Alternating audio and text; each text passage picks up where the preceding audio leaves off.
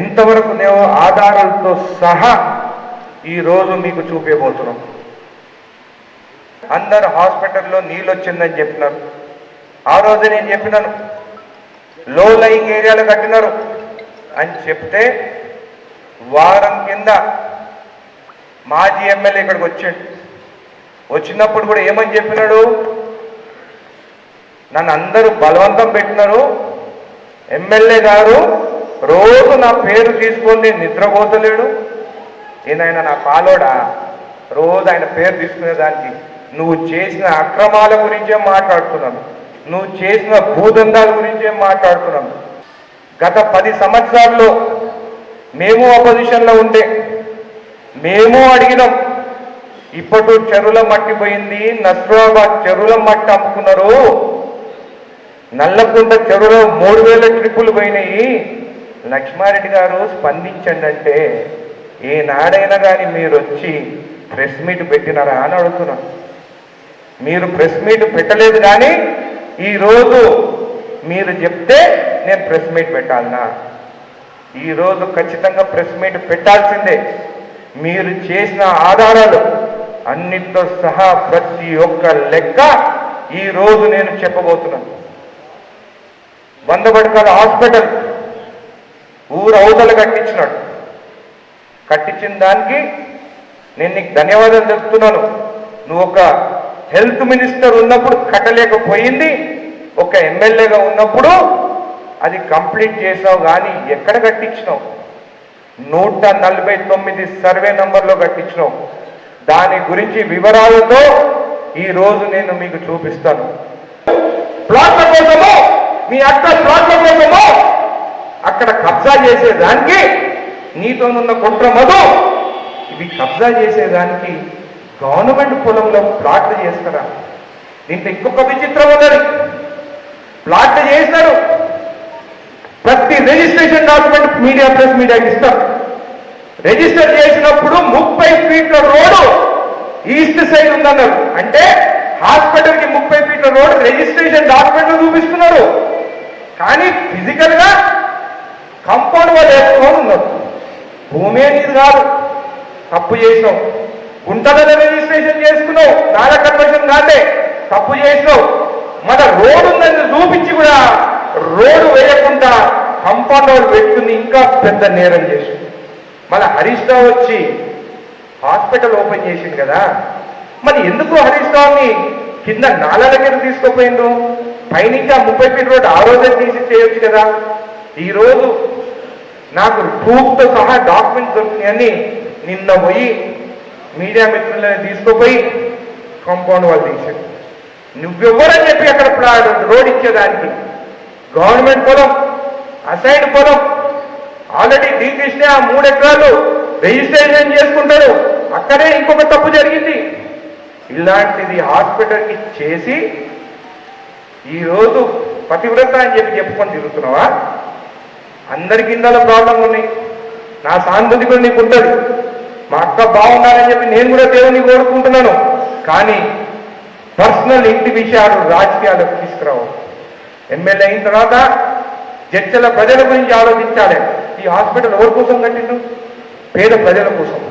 పేద ప్రజలకి రోడ్డు లేకుండా ప్లాట్ను నీ మేనల్లుతో కబ్జా చేపిస్తావా? మళ్ళీ ప్రెస్ మీట్లు మళ్ళీ ఏమంటారు? ఎమ్మెల్యే అంటే 2 అంశాలపైనే మాట్లాడాలండి, ఈ అంశాలు మాట్లాడొద్దంట. చాలా ఉన్నాయి. మీకు చెప్తున్నాను ఒకటి అందరికీ, నిద్రపోయే సింహాన్ని లేపండి, తప్పేం లేదు. అది మళ్ళీ నిద్ర వస్తే పండుకుంటుంది, కానీ నన్ను లేపకండి. మీ అంతు చూసేవారు నేను నిద్రపోను, మీ అంతు చూసేవారు నిద్రపోను. చాలా ఉన్నాయి, భూదాన్ భూములు ఉన్నాయి, ఇసుక ఉన్నాయి, అన్నీ ఉన్నాయి, అన్ని మాట్లాడతా, తప్పు చేయలే నేను. మీడియా మిత్రులు పేపర్లు వేసినప్పుడు ఏదైనా కానీ అంశం మీరు నన్ను అడగండి, మీకు చెప్పను నేను. కానీ ప్రతి ఒక్క అంశం మీరు ఏదైతే పేపర్లో రాస్తారో, భూ కబ్జాలు కానీ, ఇసుక కానీ, ఏదైనా కానీ ఇమీడియట్గా నేను కలెక్టర్కి ఫార్వర్డ్ చేస్తాను, ఎంఆర్ఓకి ఫార్వర్డ్ చేస్తాను, యాక్షన్ తీసుకోమంటాను. అప్పుడు తప్పవరిది అధికారులు చేయకుంటే? ఎమ్మెల్యేగా నా వంతు పని నేను చేస్తున్నాను. ఇప్పుడు మీరందరూ చెప్పండి, హాస్పిటల్కి వాళ్ళు రోడ్ ఇచ్చేదాన్ని తప్పు రికార్డులు ఎక్కించిన దానికి వాళ్ళు జైలు పోవాలా వద్దా? పోవాలా వద్దా? ఇది మొత్తం మళ్ళీ సర్వే చేయించినారు. ఈ డాక్యుమెంట్ నాకు వారం నుంచి డాక్యుమెంట్ దొరకలే. అందుకే లక్ష్మణ్ అన్నాడు వారం రోజులు పెట్టాలని చెప్పి. పోయిన ఎంఆర్ఓ, నేను నిజం చెప్తున్నా, ఆయన చేసిన తప్పులన్నీ ఫైళ్ళన్నీ మాయం చేసిండు. ఆయన అప్పుడున్న డిప్యూటీ ఎంఆర్ఓ, ఇద్దరు పక్క పక్క మండలాల ఎంఆర్ఓలు ఇప్పుడు అక్కడ. మీరు ఆలోచించండి, వాళ్ళు చేసిన తప్పులు ఫైళ్ళన్నీ దాపెట్టినారు. దేవుని ఆశీర్వాదం, జడ్జల ప్రజల ఆశీర్వాదం ఉంది కాబట్టి నాకు మొత్తం రికార్డు దొరికింది. ఆ రికార్డు లేకుంటే ఈరోజు నేను చెప్పిన ఆరోపణలన్నీ తప్పన్నట్టే కదా. వీళ్ళు చేసిన తప్పులు ఈరోజు కప్పిపుచ్చుకునేదానికి ప్రెస్ మీట్ మేమే రోడ్ ఇస్తామని, మీరెవరు రోడ్ ఇచ్చేదానికి దాని జోలికి పోతే కూడా లోపడేమిస్తా. అసలు రికార్డు మార్చేందుకు చేరుకోవాలి మీరు. దొంగలు దొరికేది ఇక్కడే. నెక్స్ట్ స్టెప్, మచేంద్రనాథ్ ఈ సత్కున్నం ఎవరు చెప్పండి. సత్కున్నం వచ్చి లక్ష్మారెడ్డి వాళ్ళ అక్కనా చెల్లెలా? అక్క. లక్ష్మారెడ్డి వాళ్ళ అక్క 1 ఎకరా 10 గుంటలు కొనుక్కుంది. దాని తర్వాత మచేంద్రనాథ్ స్వర్గీయ అక్కిన 1 ఎకరా 8 గుంటలు సీతారాం గారు కొన్నారు. అంటే వాళ్ళకున్న 2 ఎకరాల 18 గుంటలు అమ్మేసినారు. ఒక భూమేమో రోడ్కి రైట్ సైడ్ ఉంటుంది, ఒక భూమేమో రోడ్కి లెఫ్ట్ సైడ్ ఉంటుంది. మధ్యలోనేమో 22 గుంటల భూమి. అరువు వరకు కూడా అక్కడ రౌండప్ కాలేదు, డిలీట్ కాలేదు. ఇంకా ఆ 22 గుంటలు అట్లనే ఆమె పేరు మీద ఉంది. ఇప్పుడు ఈ 22 గుంటలు ఏం చేసినారు? అధికారం ఉందని చెప్పి లక్ష్మణ్ అంటే రోడ్డుకి పోయిన భూమి రిజిస్ట్రేషన్ చేసుకున్నారు. ఇప్పుడు చెప్పండి, ఇప్పుడు వాళ్ళు ఒకటి అంటారు, ఈ 22 గుంటలు ఒక ఆయన లక్ష్మారెడ్డికి ఉన్నాడు, ఆ లక్ష్మారెడ్డి అమ్మిండు అంటారు. సరే, లక్ష్మారెడ్డి తప్పు చేశాడు, మళ్ళీ నీకు తెలియదా రోడ్డు పోయిన భూమి రిజిస్ట్రేషన్ చేసుకోవద్దని? నెక్స్ట్ స్టెప్, దాంట్లో 19 గుంటలే రిజిస్టర్ చేసుకున్నారు. చూడండి, దాని తర్వాత వాళ్ళు ఏం చేస్తున్నారు? నాలా కన్వర్షన్ కాలేదు, అగ్రికల్చర్ భూమిని ఎవరో మీకు తెలుసు. వీళ్ళందరూ ప్లాట్లు కొనుక్కొని, అది కూడా కచ్చా లేవు, అది కూడా ఏ భూమి కొనుక్కున్నారు? 22 గుంటలు రోడ్డు పోయిన రోడ్డు. నెక్స్ట్ స్టెప్, మళ్ళా ఈ ప్లాట్లు సత్కున్నమ్మా వీళ్ళు కొన్నది ఇల్లీగలా కాదా? మీరు చెప్పండి. రోడ్డు పైన భూమి కొనుక్కొని వచ్చి హాస్పిటల్ ముందు ఎట్లున్నారు? దాని కథ కూడా చెప్తా. ఆ భూమి ఎక్కడి నుంచి వచ్చిందో, అసలు వీళ్ళకి భూమి లేదు, ఆ భూమి ఎట్లా కబ్జా చేసినారో కూడా చెప్తా. నెక్స్ట్, సర్వే చేయించడం 22 గుంటలు ఆమెది లేనే లేదు, దొంగ రిజిస్ట్రేషన్ జరిగి ఈ ప్లాట్లో ఉన్నారు. నెక్స్ట్ అయిపోయింది. నెక్స్ట్ మచేందర్ పెట్టండి. నా దగ్గర చూపిస్తున్నావా అంటే 2 ఎకరాల 15 గుంటలు ఇచ్చి తక్కిని అమ్ముకోవాలనుకున్నా. నేను ఇస్తే కూడా ఇలాంటి చిల్లర రాజకీయాలు నా దగ్గర చేయొద్దు. 2 ఎకరాల 15 గుంటలు హాస్పిటల్కి ఇచ్చినారు. ఎవరి దగ్గర నుంచి తీసుకున్నారు? ఆ బాలే పిల్లల దగ్గర నుంచి 2 ఎకరాల 15 గుంటలు తీసుకున్నారు. మళ్ళా పొజిషన్కి పోతే పాత ఎంఆర్ఓ పెద్ద మేధావి, ఇంత భూమి లేదు, ఎకరా 24 గుంటలే ఉందని చెప్పి రాసినాడు. అది కూడా కాపీ ఉంది, ఆ కాపీ తీయండి. నెక్స్ట్, సూరయ్య జంగమ్మ సుక్కమ్మ ఎన్ఓసి కోసం అప్లై చేశారు. అప్పుడు హనుమంత్ రెడ్డి అనే ఆర్టీఓ ఎన్ఓసి ఇచ్చినారు. ఆ ఎన్ఓసి కాపీ కూడా ఇస్తాం. ఆ హనుమంత్ రెడ్డి సస్పెండ్ అయ్యింది. ఇక్కడనే ఉంది. ఏం పేరమ్మా నీది? జంగమ్మ. నీ భూమి ఉంది కదా ఇక్కడ, కూర్చో, నువ్వు కూడా మాట్లాడచ్చు వాళ్ళతో. ఏం జరిగిందో చెప్పు. అయితే ఎన్ఓసి ఓపెన్ చేయి. సర్వే చేయించినాను, టీపన్ సర్వేతోని మొత్తము ఎవరు భూమి ఎక్కడుంది, రోడ్డు ప్రతి ఒక్కటి ఈ మ్యాప్లో ఉన్నది. ఆ మ్యాప్ కూడా మీకు ఇస్తాం. అయితే ఈ 7 ఎకరాల 33 గుంటల్లో ఒక 3 ఎకరాలు 988లో ఒక ఎక్స్ సర్వీస్ మెన్ అని చెప్పి ఆయనకి రిజిస్టర్ అయినది భూమి 3 ఎకరాల భూమి. నిన్న వాళ్ళు చెప్తున్నారు ఎక్స్ సర్వీస్ మెన్ భూమి 10 ఏళ్ల తర్వాత రిజిస్టర్ చేసుకోవచ్చు అని. అవును, నిజమే. జియో నంబర్ 743 ప్రకారం ఒక ఎక్స్ ఎన్ఓసి తీసుకోవద్దా అది వాళ్ళకే తెలుసు. ఎందుకంటే బీఆర్ఎస్ ప్రభుత్వం వచ్చిన ఎక్స్ సర్వీస్ మెన్లను అందరినీ వాళ్ళ దగ్గర లంచాల కోసం కమిషన్ల కోసం ఎన్ఓసి అని చెప్పినారు. సరే, దీంట్లో ఎన్ఓసి వచ్చిందో లేదో నాకు తెలియదు, కానీ 10 ఏళ్ల తర్వాత ఆ భూమిని అమ్మినారు. Next slide. ఈ భూమి ఏమైందనేది ప్రతి ఒక్క ఎకరా గురించి ప్రతి ఒక్క గుంట గురించి మాట్లాడతాను. Next slide. మచేంద్రనాథ్కి 3 ఎకరాలు 14/8/1988 నాడు ప్రొసీడింగ్ నంబర్ C4113 1988 నాడు ఆయనకు అలాట్ అయింది. అంటే 88 అంటే 1998 తర్వాత ఆయన అమ్ముకోవచ్చు భూమి. Next step. ఈ ఎక్స్ సర్వీస్ మెన్కి ఇక్కడనే చాలా ఇంపార్టెంట్ 3 ఎకరాలలో పంచనామా చేసిన ఎంఆర్ఓ గారు 2005లో అక్కడ ఉన్న భూమి 2 ఎకరాల 18 గుంటలే. 2 ఎకరాల 18 గుంటలే. మన తక్కిన 22 గుంటలు ఎక్కడికి పోయింది? ఆ 22 గుంటలు కర్వస్ఫూర్తికి పోయే రోడ్డు. ఆ 22 గుంటలు మళ్ళీ ఎత్తున్నాను. మచేంద్రనాథ్కి 3 ఎకరాలలో 2 ఎకరాల 18 గుంటలు. అది ఆ హాస్పిటల్ లోడింగ్ ఏరియాలో కన్స్ట్రక్షన్ చేస్తారని నేను అసెంబ్లీలో మాట్లాడాను. అయితే మనం మాధ్యమాల గురించి నిరూపిస్తే అంటే ఆయన కాంగ్రెస్ పార్టీలో చేరి వచ్చేసరికి నన్ను గెలిపిస్తాడంట. ఆయన ఏం రావాల్సిన అవసరం లేదు. మొత్తం 148 సర్వే నెంబర్లో 7 ఎకరాల 33 గుంటలు ఇది గవర్నమెంట్ భూమి.